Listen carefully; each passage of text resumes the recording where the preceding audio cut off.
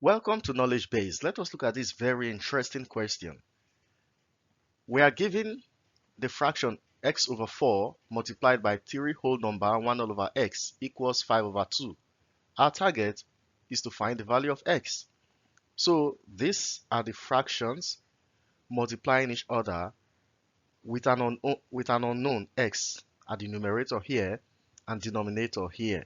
To solve the problem, we will turn this mixed fraction into an improper fraction. How do we do that?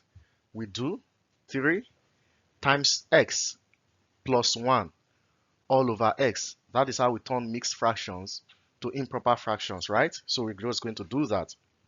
So this becomes x all over 4 times 3 times x, 3x plus 1 all over x. This is now the improper fraction equal to 5 all over 2. Let's multiply the numerator. X times 3x will give us 3x squared. X times 1 will give us x.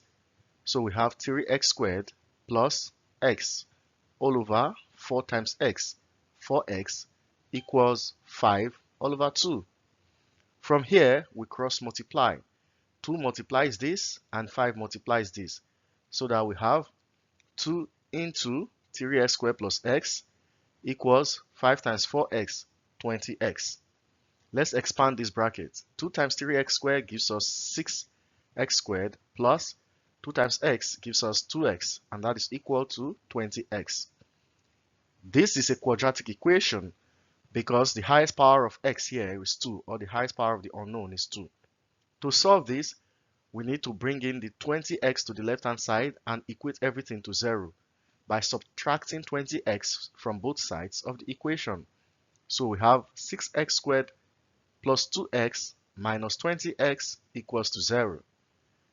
2x minus 20x gives us negative 18x. So we have 6x squared minus 18x equals 0.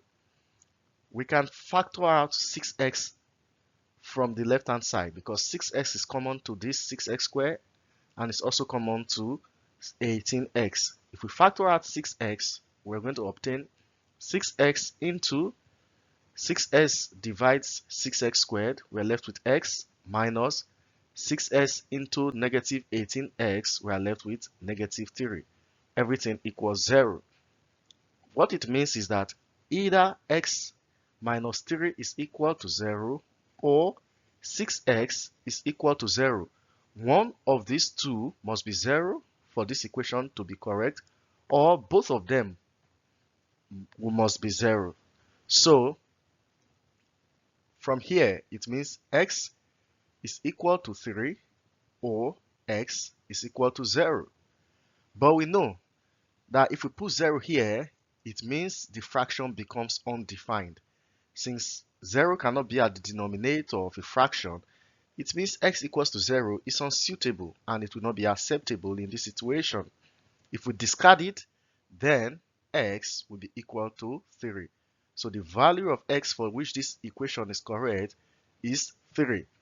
That means the fraction is 3 all over 4, and this fraction is 3 whole number 1 all over 3. If you do the multiplication, you're going to get 5 all over 2. I hope it's clear enough, you understood it as well as enjoyed this video. If you did, then here is a simple one for you to do. Solve for x given this fraction. And when you do that, put your answer in the comment section. Thank you for watching.